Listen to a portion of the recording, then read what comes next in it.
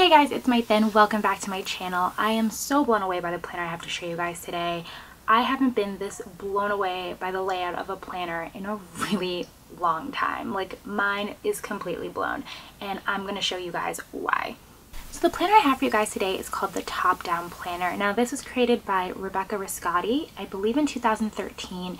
She is an entrepreneur. She owns several businesses, including this one. She appeared on Shark Tank twice, I believe. So she has got it together when it comes to entrepreneurship, time management, productivity, and she's also a mother of 3, I believe. So she has got a lot going on. And when she created this, she felt that there just were not a lot of planners out there in the market that really kept your goals forefront and center throughout your weekly and monthly planning. So thus, the Top Down Planner was born. The idea being that your plan should come from the top down, meaning your goals. So before I get into that, because she does an excellent job of explaining this entire thought process throughout the planner, I'm just gonna go over some specs.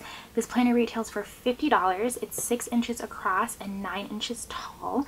There are 4 different cover styles. I have the cover Flores, and I'm absolutely enamored with it. It's giving me a lot of anthropology vibes, which I'm obsessed with. It runs from December 2017 to December 2018, so I think it's really great that she gives you the last month of 2017 to really just start your year right away. So as you can see, this cover is book bound, but it does have a separate binding for the cover, and what this allows the planner to do is to lay flat when you use it after a couple of days, which is a great touch, because at first when I saw this I was like, this is going to be impossible for me to use, especially somebody who's used to an arc bound system, something that you can fold on itself. But then I saw one of her videos and she explains that no, that is specifically there so that eventually, like after a week or so, your book will lie flat. And she shows that her planner does lie completely flat if that is a concern of yours. So when you open the planner, it starts out with a quote that says, "Plan your success, not your week," and that's from Rebecca herself. Then we get into a standard cover page and a little bit about Rebecca and the founding of the planner. And this is where I think that this planner is a planner slash book hybrid, because it even has a table of content for each section, and this is the goal planning section that I'm about to show you. So this entire planner is set up into 3 overarching sections. The first one being goal planning, the second one being your monthly and weekly layout, so where you do actual day-to-day planning, and then the last section is a very handy toolkit that she gives you at the end. Each of the sections is divided with a very thick piece of cardstock, so that is different from the rest of the paper. The paper has definitely a slip to it on certain areas. So for example, this one is a little bit of a glossier slip than, let's say, this one, which is completely matte. So just keep that in mind if you are using different pens in your planner. There is a ton to cover in this planner, and like I mentioned, she explains everything and walks you step by step so thoroughly. So I'm going to try to be as detailed as I usually am, but I will be summarizing a lot, so this video is not 40 minutes long. So the goal planning section starts off with an exercise that gets to your core values, which is, who are you? To live a life full of potential and happiness, you must understand who you are. You can do this by knowing your values. So she gives you 2 columns of common values, and you circle each of them and you put them in the corresponding box into what you think fits you the best. So I feel like myself when I enjoy myself when I know I want to, and finally. Next is the section, what is your future? Who do you want to be? Where do you want to go? What's most important to you?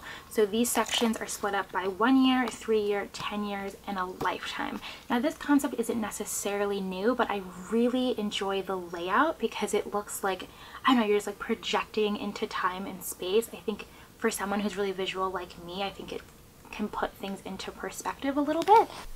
And she's so conscious of your time that she even puts a little time marker of how long this should take you, which is 15 minutes. I think that's so you don't get completely overwhelmed and into your head spending hours on where you're going to be when you're 96. And so some of the questions on the side are, where do you live? What do you do? How many hours do you work? Where do you stand financially? How do you spend personal time? How do you help your community? What relationships do you value? Where have you traveled? What goal or goals have you reached?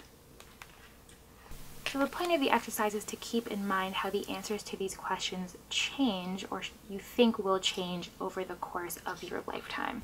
At the bottom of the page, it gives pretty important directions, which is review your answers, circle the 3 most important to you. People often wait to act on goals, but if you want to achieve them, the time to act is today. Of your 3 circled goals, which one stands out the most? Flip to the next page to learn how to take action on this goal. So she completely narrows down the process that you just went through. So next up are the goal planner pages. Now you get 5 of these before you start your monthly and weekly pages. So here you're supposed to write out what the goal is, description, why do you want to do this. After accomplishing this goal, you will feel. This goal fills your following core values. That's really important. What actions can you take every day or week to work on this goal? And then she gives you a really unique section at the bottom, which is time blocking. So the best way to make continual progress on your goals is to schedule uninterrupted time to work on them. Time blocking enables you to take on more complex tasks and improve your productivity. So review your schedule. Where can you find the time to work on your goal?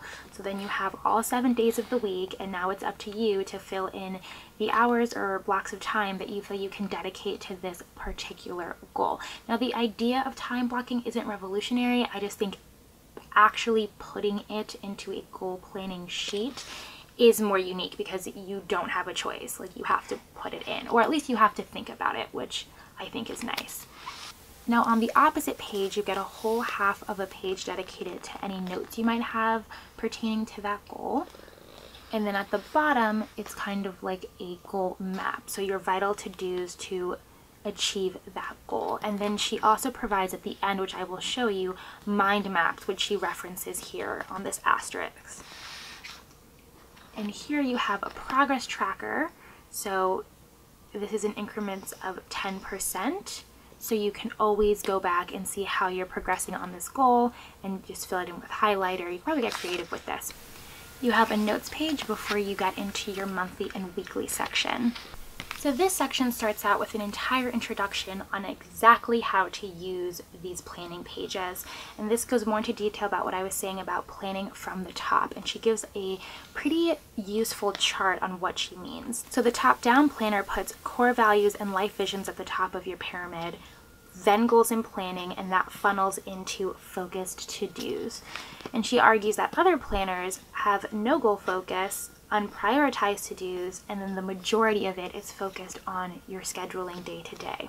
The top-down planner approaches planning from a better vantage point, the top, and puts your values and goals at, you guessed it, the top of your weekly and monthly planning pages. This creates an effortless focus on tasks that align with your goals and leads to fulfillment, happiness, and success on a daily basis.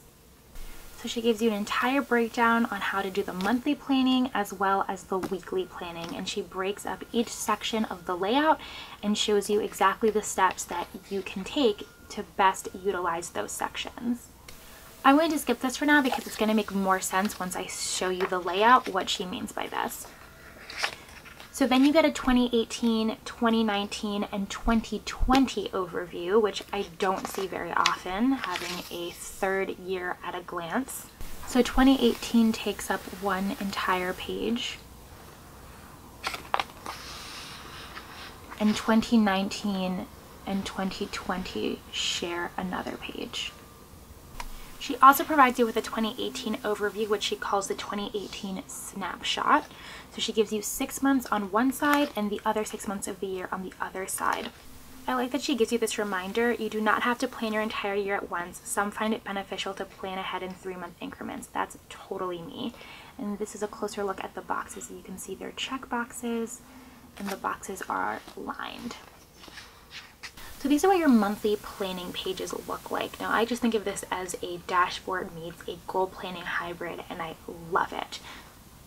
So you have your month nice and bold at the top, and then you get 5 different sections for goals for the month. And then underneath each of those goals, you have a section for the to-dos that you need to accomplish to reach that goal for the month. And she also notes in her directions that you don't have to use each of these goal sections if you don't need them. You can only use one if that is what makes the most sense for you for that month. So on the side, you have more of that dashboard aspect of this spread, and you have this month's success will be, I will enjoy myself by, I will improve, and focus on. You then get a note section at the bottom of this page and a section to sketch at the bottom of the other page. And then she also gives you motivational quotes that are different on every page. You then get your monthly calendar layout, which actually runs from Monday through Sunday. And just so you guys can see, Saturday and Sunday are actually shared throughout the month.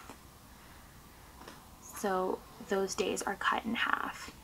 Now onto the weekly planning pages, which are quite similar to the monthly planning pages, and that is for a good reason. So you have your 5 goals at the top as well as their corresponding to-do list, but instead of focusing on your monthly goals, these are your goals for the week. On the side, you also have this week's success will be, I will enjoy myself by, and a really nice scheduling reminder. Set aside time blocks for goal work first. Having this in your face is probably going to be so useful because you actually can't ignore it before you plan the rest of your week. Onto the hourly portion of your week, you have, again, a Monday through Sunday layout, and the hours run from 6 a.m. to 10 p.m. and you get 1 line per hour. And just showing you that Saturday and Sunday are shared and you do not get an hourly layout for those days. So the rest of the planning section continues exactly like that into the next year. But this is the last third of the planner, and this is the toolkit. And here she lays out exactly how many pages of each section within the toolkit that you get. Again, she also provides an introduction of what this toolkit is. So it's just a place you can write down some thoughts in an organized manner. You have a vision board spread. And then you have your mind map section. So here she shows you exactly how to use it. So you put your goal, your challenge in the middle, and then you have all of the things that relate to that goal or that challenge, and then you have little marks that go beyond that. So it's like a little tree of what exactly you need to get done for that goal or that challenge. You then have a section of meeting notes, potentially for work, maybe family meetings, meetings with yourself, who knows, but she breaks down exactly how to have a productive 5-minute meeting, because everybody hates those like hour-long meetings that don't go anywhere. She shows you an effective way of how to have a productive meeting. So this is what your meeting notes look like.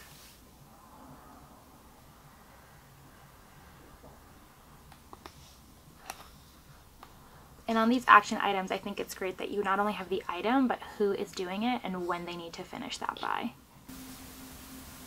You then get 2 pages dedicated to a bucket list.